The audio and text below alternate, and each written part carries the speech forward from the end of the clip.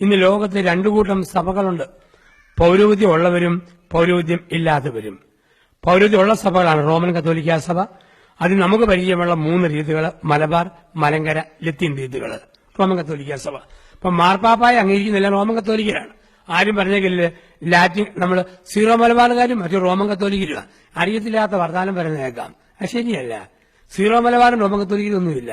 Zero Malabar ആണെങ്കിൽ RCSC, Roman Catholic, Syro Malabar Catholics. ലാറ്റിനാണോ RCLC, Roman Catholic, Latin Catholic. മലങ്കരയാണോ RCMC.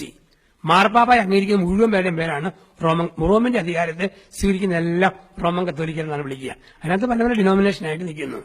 അതുപോലെ തന്നെ ഇപ്പം പൗരോഹിത്യ സഭകൾ, കത്തോലിക്ക സഭ. കത്തോലിക്ക സഭയ്ക്ക് 2 സഭകളേ ഉള്ളൂ, സഹോദരി സഭകൾ. ഒന്ന് യാക്കോബായ സഭ എന്ന ബാവാകക്ഷി, മണർകാട് പെരുന്നാളൊക്കെ നടത്തുന്നത്. 2 മെത്രാൻ കക്ഷി എന്ന ഓർത്തഡോക്സ് സഭ, പരിമല പിതാവൊക്കെയുള്ള സമൂഹം. ഈ കത്തോലിക്ക സഭയുടെ കൂട്ടത്തിൽ ഈ 2 സഭ ഒരുമിച്ച് നിൽക്കുന്നു. യാക്കോബായ സഭയുമായിട്ട് എല്ലാ വിധത്തിലും വിവാഹം, സിമിത്തേരി പങ്കുവയ്ക്കല്, കൂതാശകള് എല്ലാം ധാരണയിലായി. ഓർത്തഡോക്സ് സഭയായിട്ട് ചർച്ച നടക്കുന്നു. ഒരുപാട് കാര്യങ്ങൾ ധാരണയായി. അതിന്റെ കാര്യങ്ങൾ നടന്നുകൊണ്ടിരിക്കുന്നു. അപ്പൊ ഇങ്ങനെയുള്ള സഭകളുടെ പ്രത്യേകത, മാതാവിനെ വണങ്ങും, പരിശുദ്ധ അമ്മയെ വണങ്ങുന്ന സഭകളാണ്. അതാണ് അപ്പസ്തോലിക സഭകൾ. അപ്പസ്തോല പാരമ്പര്യം വിട്ടവരാണ് മാതാവിനെ വണങ്ങാത്തവര്. ഇപ്പൊ പരിശുദ്ധ അമ്മയെ വണങ്ങുന്നു. ഈ സഭ അതോടെ തന്നെ കത്തോലിക്ക സഭയുമായി കൂട്ടായ്മയിലല്ലെങ്കിലും പൗരോഹിത്യ സഭകളാണ് മർത്തോമാ സഭ, ആംഗ്ലിക്കൻ സഭ, CSI CNA ലൂതറൻ സഭ. പൗരോഹിത്യവും പട്ടക്കാരുമുണ്ട് ഈ സഭകൾക്കെല്ലാം. അങ്ങനെയുള്ള സഭകളിൽ ആരും ഓടിച്ചിട്ട് മാമോദിസ മുക്കുകയില്ല. നിങ്ങളൊക്കെ തെറ്റുകാരും, ഞങ്ങൾ മാത്രം ശരിയും അങ്ങനെ പറയുകയില്ല. അറിവുള്ളവർ തലപ്പത്തുണ്ട്. അതുകൊണ്ട് വിഡ്ഢിത്തം പറയാൻ പറ്റത്തുമില്ല. ഞാൻ ഇവിടെ നിന്ന് എനിക്ക് തോന്നിയത് മുഴുവൻ വിളിച്ചു പറയുകയാണ്. ആരും അറിയുകയില്ല. ഇംഗ്ലണ്ടിന്റെ ഒരു ഉൾപ്രദേശം എന്നോർത്ത് തോന്നിയതൊക്കെ പറഞ്ഞാൽ അധികം താമസിയാതെ വാർത്ത കാക്കനാട് ഹെഡ് ഓഫീസിലെത്തുകയും ഒട്ടും താമസിയാതെ എന്റെ ധ്യാനത്തിന്റെ അന്ത്യം ആസന്നമാവുകയും ചെയ്യും. കാരണം വിവരമുള്ളവര് തലപ്പത്തുണ്ട്. ഏത് പഞ്ഞവാദിക്കും സഭ ആരംഭിക്കാം. 2 പരമ്പും ഒരു ഓലമടലും ഉണ്ടേ മതി. ഏതവനും സഭയാണ് നാട്ടില്. പിന്നെ ഇടയ്ക്കിടെ നിങ്ങളോട് വന്ന് എന്തെങ്കിലും പിരിച്ചുകൊണ്ട് പോയാൽ അവന്റെയും ബന്ധത്തിനും വൈദ്യപ്പഴപ്പ് നടക്കും. അങ്ങനെയുള്ള സഭകൾ നാട്ടിൽ ധാരാളമുണ്ട്. അപ്പൊ ഇങ്ങനെ വരുന്ന പല അവന്മാരുടെയും നാട്ടിലെ അഡ്രസ് അറിയണമെങ്കിൽ അയൽക്കാരോട് ചോദിക്കണം. എന്നിട്ടേ അവരെയൊക്കെ വിശ്വസിക്കാവൂ. അത് മാത്രമേ എനിക്ക് പറയാനുള്ളൂ. ഇങ്ങനെയുള്ള സഭകൾ ധാരാളമുണ്ട്. ചില ആൾക്കാർ എല്ലാ സഭക്കാരുടെയും പ്രാർത്ഥനയ്ക്ക് പോവും. അവർ പോകാത്തത് 3 സഭകളേ ഉള്ളൂ. ബാക്കി എല്ലാ സഭയുടെയും പ്രാർത്ഥനയ്ക്ക് പോവും. അവർ പോകാത്ത സഭകൾ രാജ്യസഭ, നിയമസഭ, ലോകസഭ. ബാക്കി എല്ലാത്തിനും കൊട്ടും പാട്ടും ബഹളമായിട്ട് പോവും. അപ്പസ്തോലിക പാരമ്പര്യമുള്ള സഭകളിൽ അവരുടെ ഇവരുടെയും കൂടെ പ്രാർത്ഥിക്കാൻ പോകരുത്. നമുക്കൊരു പാരമ്പര്യമുണ്ട്. പരിശുദ്ധ അമ്മയെ വണങ്ങാത്തവരുമായി ഒത്തുള്ള പ്രാർത്ഥനകൾ സഭയുടെ മക്കൾക്ക് നിശ്ചിതമാണ്. സഭയുടെ പ്രബോധനമാണ്. ആരും തെറ്റുകാരായിട്ടില്ല. പക്ഷെ മാതാവിനെ സ്വീകരിക്കാത്തവരുടെ കൂടെ നമുക്ക് പ്രാർത്ഥനയില്ല. അപ്പസ്തോലിക പാരമ്പര്യത്തിന്റെ ഒരു ഭാഗമാണിത്. അപ്പസ്തോലന്മാര് പഠിപ്പിച്ച 4 കാര്യങ്ങൾ, അതിനോടുള്ള വിശ്വസ്തതയാണ് ഏറ്റവും പ്രധാനപ്പെട്ടത്. എന്താണ് ശ്ലൈഹിക പാരമ്പര്യം? 4 കാര്യങ്ങളാണ് ശ്ലീഹന്മാര് നമ്മളെ പഠിപ്പിച്ചത്. 1 വിശ്വാസം, 2 സുവിശേഷം, 3 ധാർമ്മികത, 4 പാരമ്പര്യം. ഇത് 4ലുമാണ് ഒരു സഭ നിൽക്കുക. ഇപ്പൊ 1 വിശ്വാസം. കേരള സഭയ്ക്ക് അഭിമാനിക്കാം. ഇവിടെ ആകുമ്പോഴും വിശ്വാസം.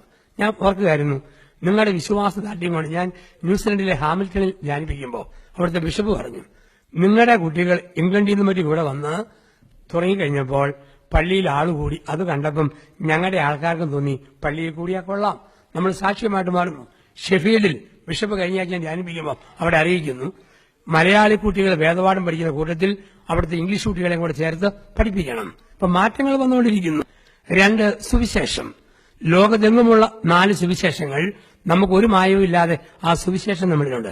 വിശ്വാസം, സുവിശേഷം. 3 ധാർമ്മികത, മോറൽ പ്യൂരിറ്റി കേരള സഭയ്ക്കാണുള്ളത്. അതുകൊണ്ടാണ് ഏറ്റവും കൂടുതൽ അച്ഛന്മാരുണ്ടാകുന്നത് കേരള സഭയിൽ നിന്നാണ്. ഏറ്റവും കൂടുതൽ സിസ്റ്റേഴ്സ് ഉണ്ടാകുന്നത് കേരള സഭയിൽ നിന്നാണ്. ഇന്ന് അച്ഛന്മാരില്ലാത്ത രാജ്യങ്ങളിലൊക്കെ പണ്ട് ഇവരൊക്കെ അവിടെ വന്ന് നമ്മളെ പഠിപ്പിച്ചെങ്കിൽ നമ്മൾ വന്ന് ഇന്ന് പഠിപ്പിക്കേണ്ട അവസ്ഥകളിൽ കേരളത്തിലെ വൈദികർ ലോകം മുഴുവൻ പടരുന്നു. ധാർമ്മികത. 4 പാരമ്പര്യം. പാരമ്പര്യം വളരെ പ്രധാനപ്പെട്ടതാണ്. സുവിശേഷത്തിനാണോ പാരമ്പര്യത്തിനാണോ 1ാം സ്ഥാനം? ചില ആൾക്കാരും മറ്റും പറയും, സുവിശേഷത്തിൽ പറഞ്ഞിട്ടില്ലല്ലോ, ബൈബിളിൽ പറഞ്ഞിട്ടില്ലല്ലോ. പറയേണ്ട. ബൈബിളിനേക്കാൾ പ്രാധാന്യം പാരമ്പര്യത്തിനാണ്. ബൈബിളിന് 2ാം സ്ഥാനമേ ഉള്ളൂ. 1ാം സ്ഥാനം സഭയ്ക്കാണ്. കാരണം ചരിത്രം നമ്മൾ പഠിക്കണം. ഈശോയും സഭയും AD 33 പക്ഷേ ന്യൂ ടെസ്റ്റമെന്റ് എഴുതപ്പെട്ടത് AD 60 ശേഷമാണ്. 30 വർഷം സഭയെ നിർത്തിയത് പാരമ്പര്യമാണ്. തോമാസിക AD 52 ഇന്ത്യയിൽ വന്നപ്പം ഒരു സുവിശേഷം എഴുതപ്പെട്ടിട്ടില്ല. ആദ്യ സുവിശേഷം AD 65 മർക്കോസ് എഴുതി. AD 61 പൗലോസ് അപ്പോസ്തലൻ തെസ്സലോനിക്കയിലെ സഭയ്ക്ക് ലേഖനം എഴുതി. അപ്പോൾ ഈശോയുടെ ഉത്ഥാനത്തിന് ശേഷം 30 വർഷം സഭ നിന്നത് ഒരു സുവിശേഷത്തിൽ വരുന്നിയല്ല, പാരമ്പര്യത്തിലാണ്. അപ്പോൾ നമുക്ക് പാരമ്പര്യം വളരെ പ്രധാനപ്പെട്ടതാണ്. ചില കാര്യം ബൈബിളിൽ വേണ്ട, പാരമ്പര്യത്തിൽ ഉണ്ടായാൽ മതി. എല്ലാ കാര്യവും ബൈബിളിൽ എഴുതിയിട്ടില്ലല്ലോ. യേശുവിനെ കുരിശുമരണം കഴിഞ്ഞ് 30 വർഷം കഴിഞ്ഞ് എഴുതിയതാണെന്നവരിൽ എന്തെല്ലാം മറന്നുപോയിട്ടുണ്ട്. 30 വർഷം മുമ്പ് എന്തെല്ലാം കാര്യം മറന്നു ഇപ്പം നമ്മൾ അതുപോലെ മറന്നുപോയിട്ടുണ്ട്. അവിടെ യോഹന്നാൻ കുറിച്ച് വെച്ചത് കർത്താവ് പ്രവർത്തിച്ചത് മുഴുവൻ എഴുതണമെങ്കിൽ ബൈബിളിൽ തന്നെ തികയുകയല്ല. അവൻ രക്ഷകനാണെന്നുള്ളത് കാണിക്കാനുള്ളത് മാത്രമേ എഴുതിയിട്ടുള്ളൂ. ഈശോമിശിഹായ്ക്ക് സ്തുതിയായിരിക്കണം ചെല്ലണമെന്ന് ഒരു മത്തായിയും പഠിപ്പിച്ചിട്ടില്ല. അത് പാരമ്പര്യം. മുതിർന്നവരെ കാണുമ്പോൾ എഴുന്നേറ്റ് നിൽക്കാൻ ഒരു യോഹന്നാനും പറഞ്ഞിട്ടില്ല. അത് പാരമ്പര്യം. ഇപ്പൊ പാരമ്പര്യം സുവിശേഷം പോലെയോ അതിനെക്കാട്ടിലോ പ്രധാനപ്പെട്ടതാണ്. ഇത് 4 കൂടെ ചേർന്നതാണ് അപ്പസ്തോലിക പാരമ്പര്യം, സഭ. അങ്ങനെയുള്ള അതിന്റെ ഭാഗമാണ് അപ്പസ്തോലിക പാരമ്പര്യത്തിന്റെ ഭാഗമാണ് ഈശോ കഴിഞ്ഞാൽ പിന്നെ മാതാവിനെ വണങ്ങും.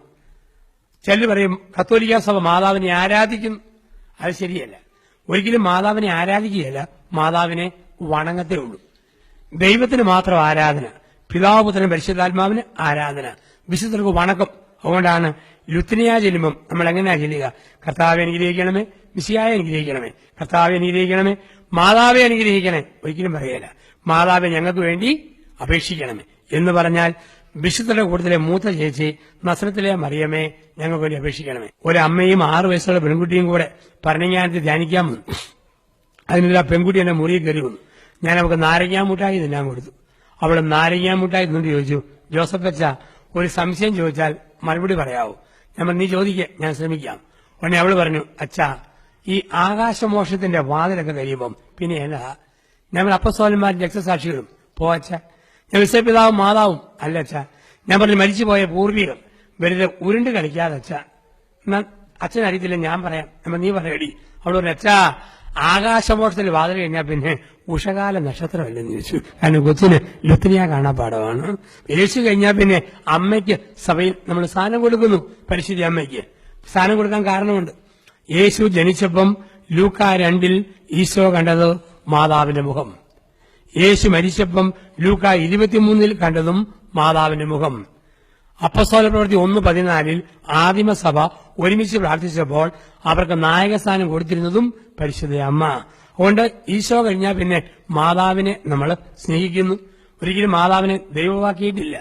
ഇന്ന് മാതാവിനെ കുറിച്ച് പരിഹസിക്കുന്ന ഒരുപാട് ഗ്രൂപ്പ് ഞാൻ നേരത്തെ സൂചിപ്പിച്ചു. ഒരു കൂട്ടരുണ്ട് നാട്ടില്, വെള്ളമുണ്ട വെള്ളച്ചട്ട, വെള്ളമുണ്ട വെള്ളജൂബ, വെള്ളസാരി, വെള്ള ഗ്ലൗസ്.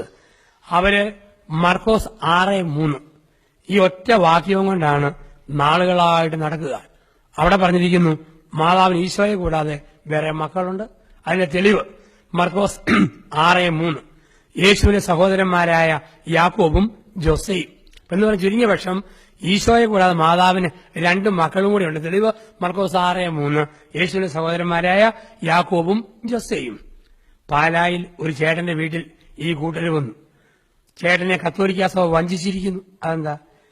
മാതാവിന് യേശു മാത്രം മകനെന്നല്ല പറഞ്ഞത്, അല്ല, ചുരുങ്ങിയ വർഷം മറിയ 3 പ്രസവിച്ചു. തെളിവ് മർക്കോസ് 6:3. ഇവിടെ പറച്ചിന് ഒരു പ്രത്യേക വിറയും ഒരു രീതിയൊക്കെ ഉണ്ട്. നമ്മൾ പറയും മർക്കോസിന്റെ സുവിശേഷം 6-ാം അധ്യായത്തിൽ 3-ാം വാക്യത്തിൽ പറയുന്ന പോലെ, യോഹന്നാൻ 5-ാം അധ്യായം 10-ാം വാക്യത്തിൽ പറയുന്ന പോലെ ഇവർക്ക് ക്ഷമയില്ല.